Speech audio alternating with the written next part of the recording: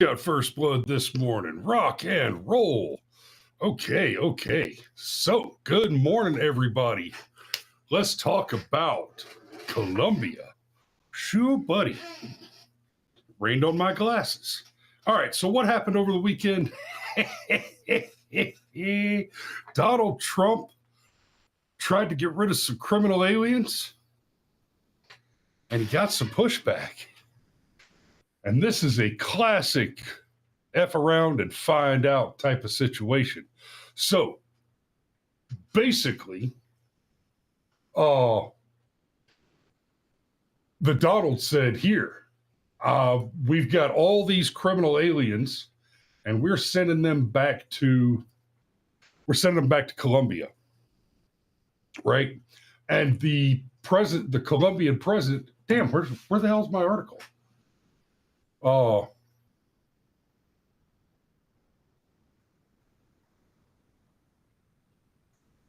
Okay, fine. I had articles pulled up. I guess I've got the letter from the press secretary. So Donald Trump sent a bunch of Colombian criminals back to Colombia.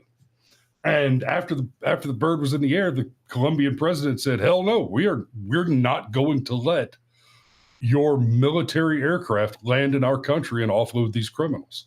So let's be clear. Right now, Donald Trump, J.D. Vance, and Tom Homan, the Trump border czar, which, Tom Homan is called the border czar in large part to troll Kamala Harris for failing so miserably in that position. Remember, it was Joe Biden and the U.S. media that coronated Kamala as the border czar, and then she never did anything. In fact, the evidence suggests that Kamala, probably at Biden's direction, went out of her way to increase the number of criminal aliens entering this country.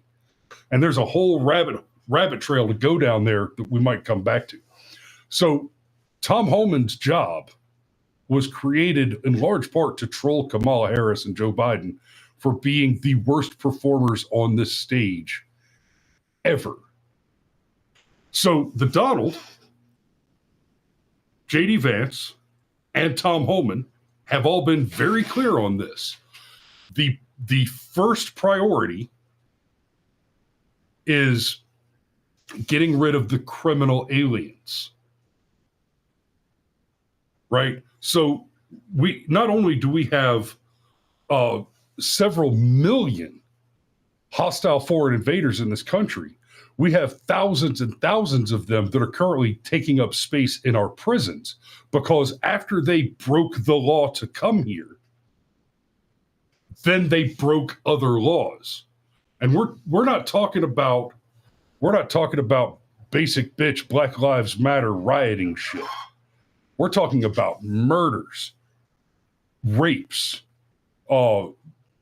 big crime, right? And many of them come in, they're part of a cartel, and they come in and they immediately hook up with other elements of the cartel that are already here working on smuggling operations. And that's drugs, that's human trafficking, that's right. You know what? I personally couldn't care so much if we were talking about some pot dealers. Okay? But we're not. We're talking about people who sell little girls. We're talking about murderers. We're talking about monsters. And those are the people that we are prioritizing to get out first. Now, you'll remember Donald Trump got a lot of flack when he did his speech and he talked about the criminal aliens coming in during his first campaign. And he said, they're not sending their best. And of course, the left smeared him and said, Donald Trump thinks that all Mexicans are rapists and murderers, etc. And of course, that's one of those, it's kind of like the Very Fine People hoax, where you can go back and you can watch the video, you can listen to what he actually said. And he said, they're not sending their best. Some of these people, some of them are rapists and murderers and drug dealers, etc. And he even, and I didn't, unnecessarily, but he did. He even caveated, and there are some fine people in that group as well. He did say there are some good people in there. So understand what this means when you get the media saying that Donald Trump's claim, because he's a terrible racist, his claim is that all Mexicans are rapists and murderers and drug dealers, which is not what he said. But what the left is saying, what the left is claiming, the root of the claim that they're making when they criticize him on saying that among these people, not all of whom are evil, there are evil people. And because there is a non-zero chance that evil people are crossing the border, we need to strictly control who is allowed to cross the border. The left rebuttal is there are no evil people among the hostile foreign invaders. The position of the left is none of the criminal aliens pose any threat or danger to the United States at all. There are no national security threats. There are no individual civilian safety threats. None of these people are drug dealers, rapists, murderers, terrorists, espionage agents. And we know that clearly to not be true. We don't have to speculate, right? We're not saying that it is probabilistically the case that some of these people are deeply evil people. No, we don't have to speculate on that. That is a given. It would be an absolute given that would be perfectly reasonable to assume without any evidence, just based on the sheer numbers, coupled with the data about the various locations from which they come. But the fact is that we have captured, arrested, indicted, prosecuted, investigated, developed evidence, and proved that of these people, among them, there are the sort of monsters that we were concerned there would be. So there is no argument to be had there. Now, so what had happened? Donald Trump took a bunch of bad guys from Colombia and put them on a plane and sent them back to Colombia. Now, this has been pointed out too, and this is another thing that we have the data on. Colombia has been enjoying record low crime because what they did is they rounded up their criminals and they took criminals that were already in prison, who had already been through their criminal justice system, had already been incarcerated for a long period of time. And because Colombia is a drug-riddled land of psychopathy, they had a lot of bad guys locked up in prisons, and it was a massive drain on their economic power, right? A huge taxpayer burden. So they said, hey, and this is going on all around the world. You know what we could do to lower our tax burden? We could just send all our criminals to America and we don't have to feed them anymore. See, it's not just the case that foreign criminals find America to be attractive. That's part of the problem. But the bigger issue, we've talked about this before when we discussed the evil NGOs, for example. The bigger issue is that we've got multiple hostile entities. That includes foreign governments like Colombia, like Mexico, like Canada, and basically the whole Middle East and China and India. And they're sending their people over here so that they can stop paying the freight. They're trying to twist the pressure valve on their criminal incarceration costs and their overbloated welfare states by sending them all the way to America to become a burden on our overbloated welfare state and criminal justice reform costs. They're sending us their problems, right? They're coming over, they're walking in the door without knocking, and then they shit on our sofa and expect us to clean it up. And we're the assholes if we just leave the turd sitting on the sofa, right? That's what we're looking at.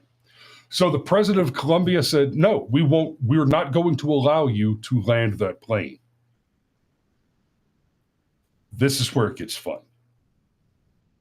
We've heard a lot of noise from the Kamala Harris campaign and all of her supporters about how, evil Donald Trump wants to do, they refuse to call them tariffs. They keep saying that Donald Trump wants to put a sales tax, an additional sales tax. He wants to put a 25% national sales tax. But that's not true. That's incorrect. And it is indicative, it is instructive of the intellectual inadequacy of the left. There are two problems here. They cannot understand higher order complex economic thoughts. Actually, I take it back. There are more than two problems. Let's see if I can get them all on the table. They do not understand higher order economic theory and thought. They do not understand what negotiation is. They do not understand operational security.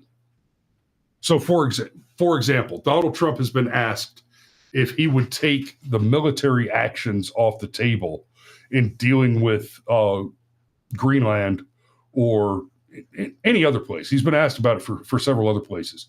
And he said, no, I will not take that off the table. And then the headline, of course, is Donald Trump says he's going to nuke Greenland.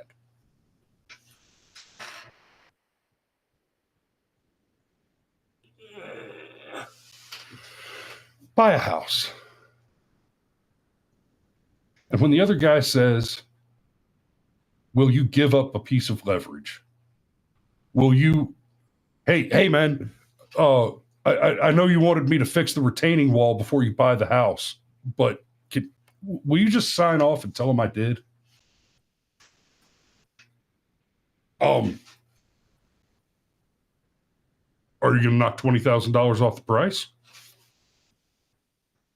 Because no, I'm not going to give up a leverage point before we've negotiated it. Are you out of your damn mind?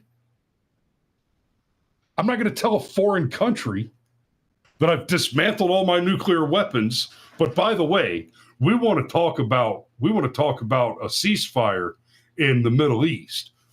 No, you do not promise away bargaining positions. So there's that.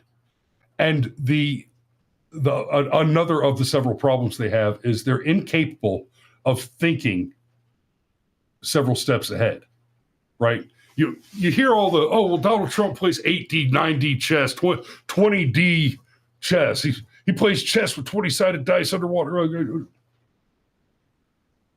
Checkers, chess. Now, a good checkers player thinks a few steps ahead, right? You have to. A barely competent chess player must think at least 3 steps ahead, or he's just not. People who can't think 3-4 steps ahead do not play chess. And there's 2 reasons for that. One, they lose all the time, and so they don't have fun. And 2, they don't understand why they lose all the time. So you look at these Democrats, and it is either the case that they don't understand why they lose all the time, and all our prices keep going up, and everything keeps going wrong every time they get in charge, or it's possible I'm wrong. And they're very good at 4th dimensional thought, at thinking 5, 6, 7, 8 steps ahead.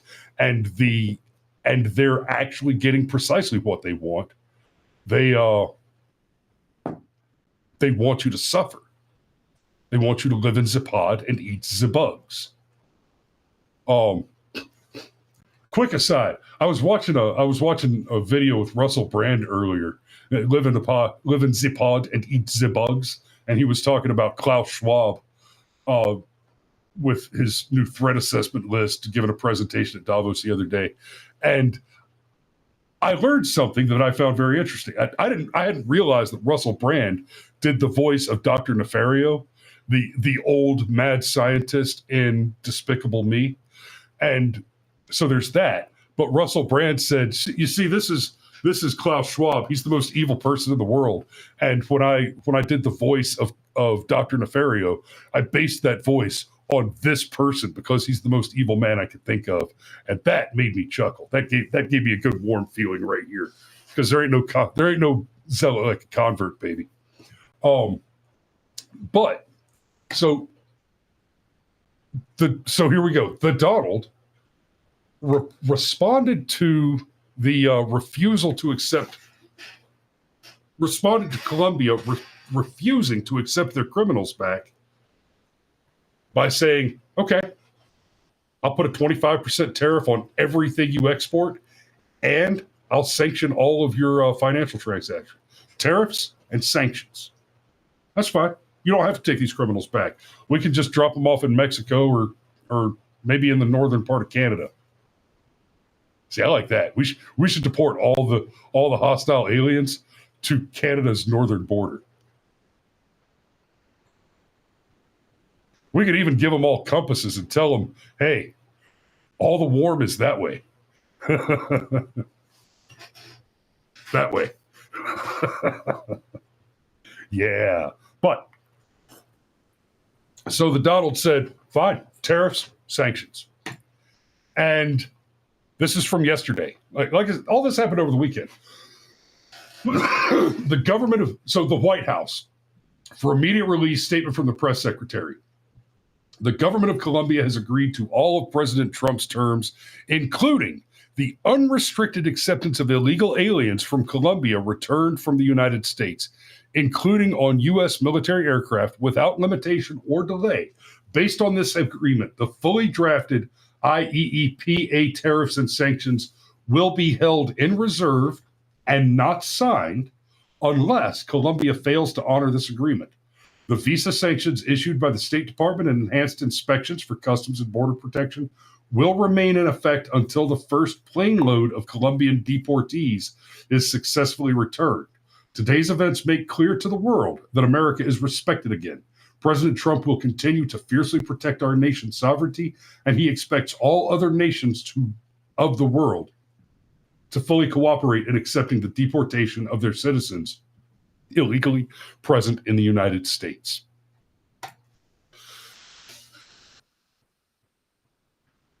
Y'all, it's going to be hard. It's going to be tough because this show, right? I mean, we just came off an election season, obviously. So we've been talking about Donald Trump and his political opponents and the lawfare a lot for the last year. I hate to tell you guys, but if the Donald keeps winning like this, we're going to have to talk about the Donald a lot.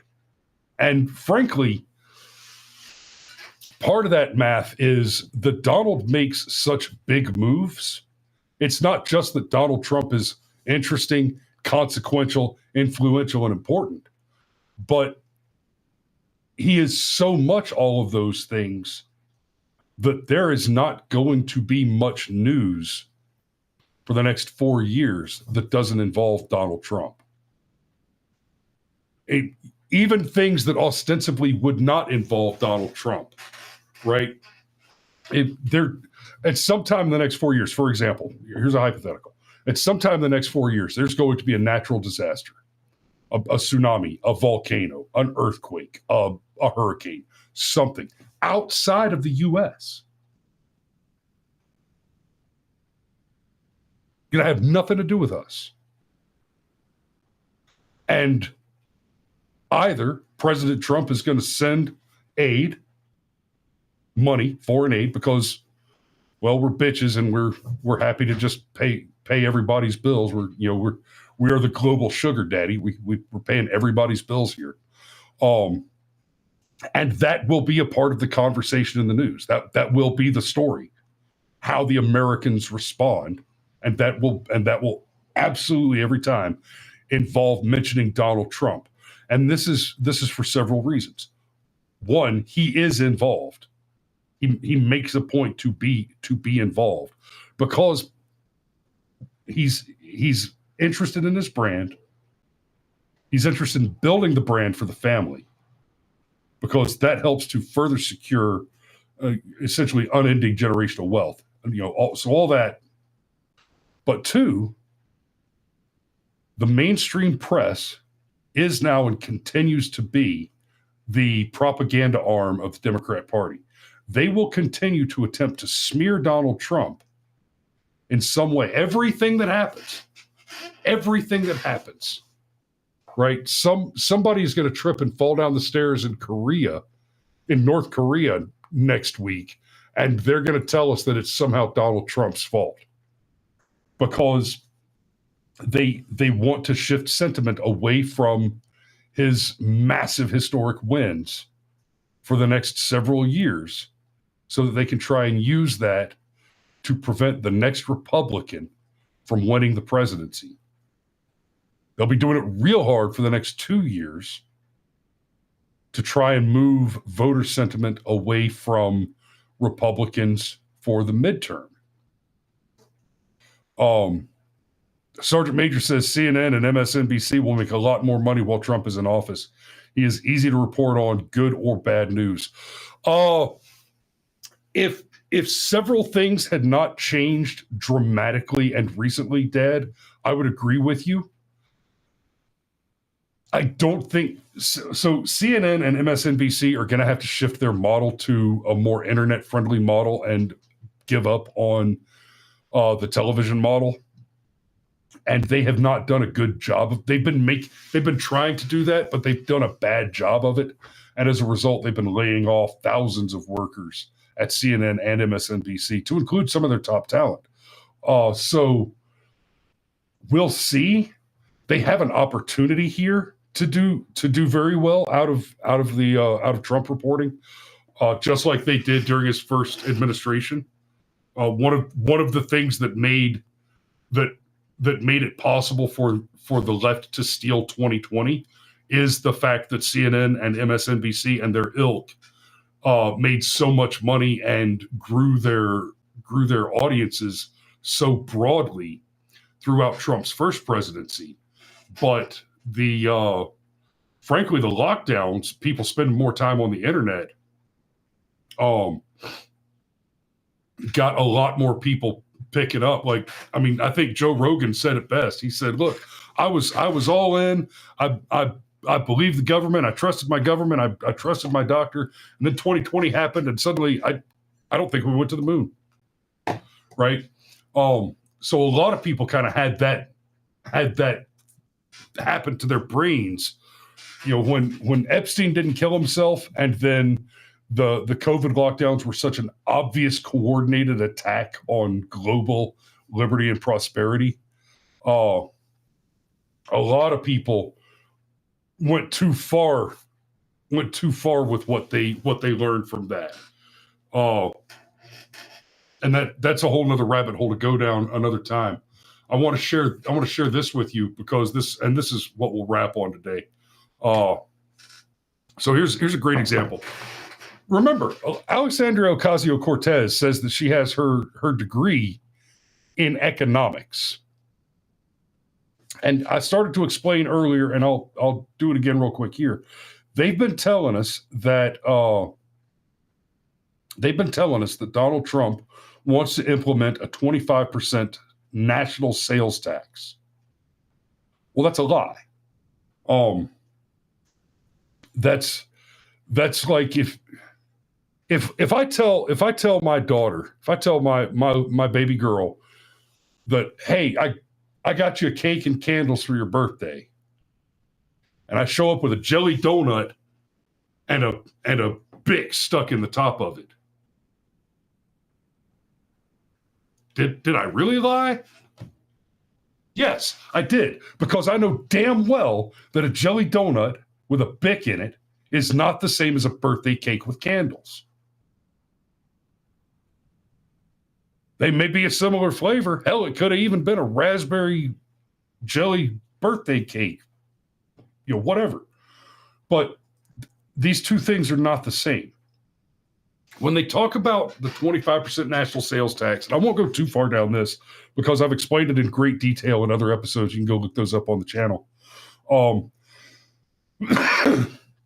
They're trying to conflate tariffs with the 25% tariffs with a national sales tax.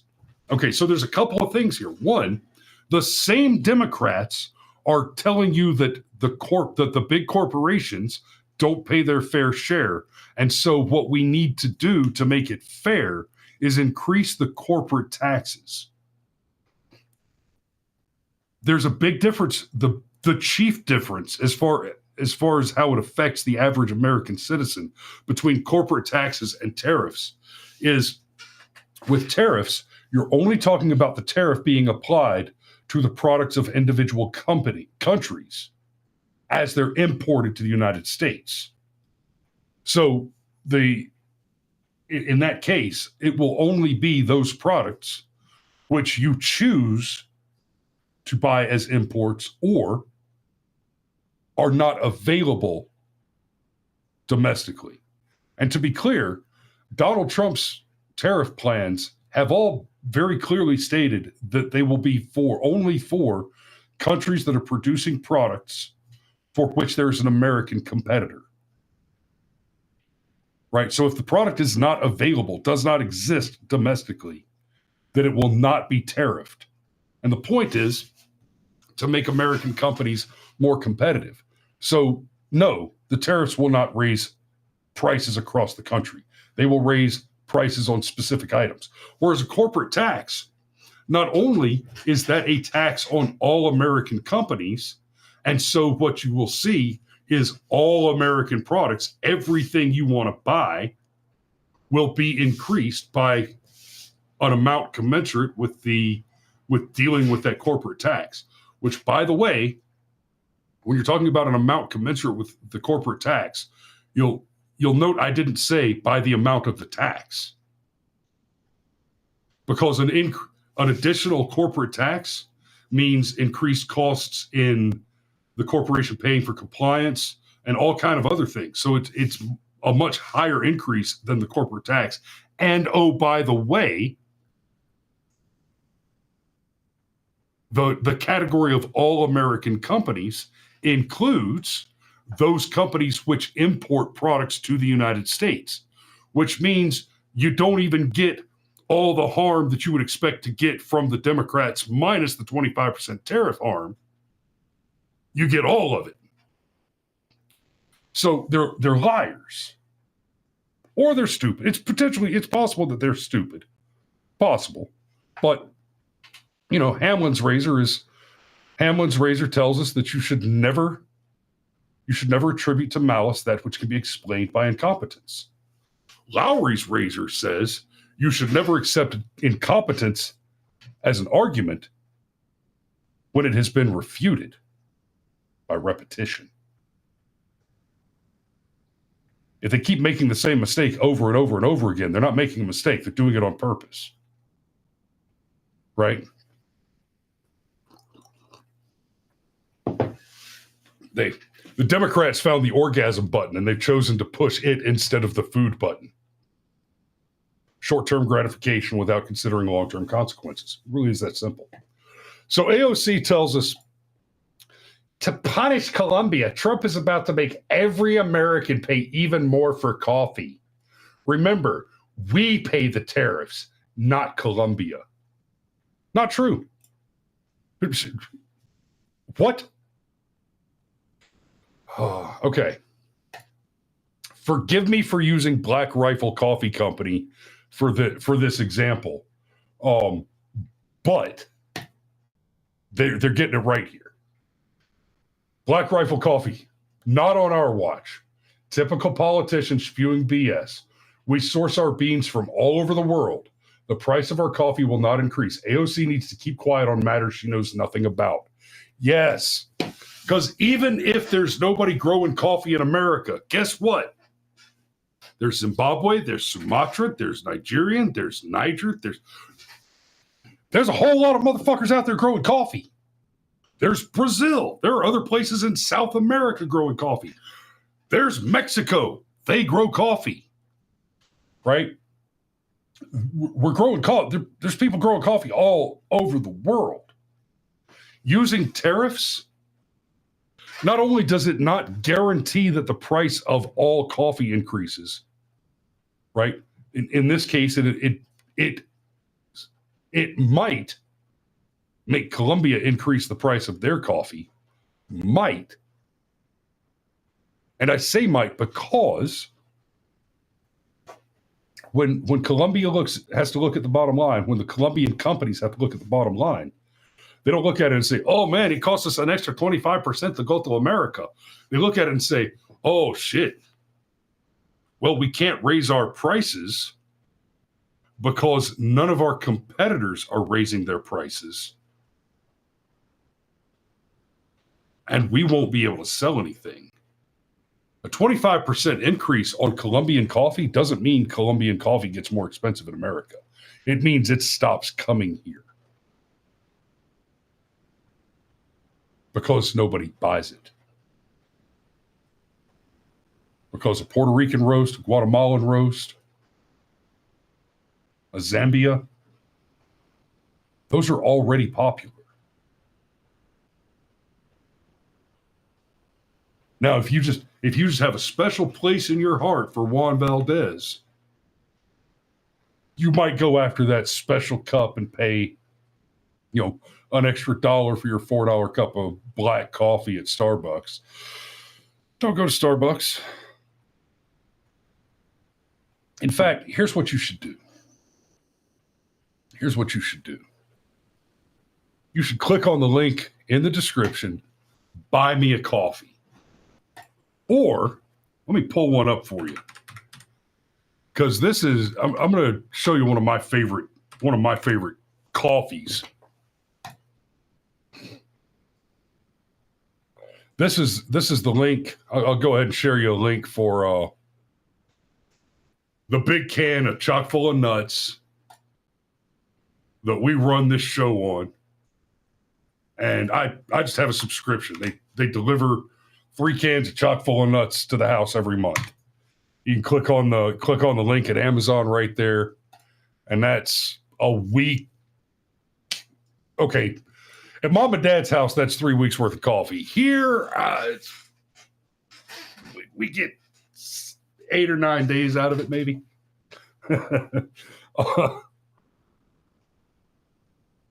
So yeah, the price goes up. People don't buy it. So the Colombians just aren't going to buy it. But more importantly, let's get back to thinking a few steps ahead. Donald Trump didn't say, okay, fine, I'm going to put 25% tariff on there. No, he said, whoa. Here's my offer. You take your criminal aliens back. And Colombia said, we don't want them. And Donald Trump said, okay, take them back or else. Tariffs and sanctions. And just like that. Yes, sir, Mr. President. Yes, sir, Mr. President. Thank you. Come again. Yeah. We're putting these bad guys back where they came from. We don't want them. We're tired of spending our money to solve the problems that you caused for yourself. No more. Have a nice day. All right. I'm going to go ahead and put a pin in it right there because I've got a busy day today. So thanks for watching this morning, guys. We love you. Click the link to buy us some coffee, and we will see you tomorrow. Wrong button. That's not so much the wrong button, just wrong order.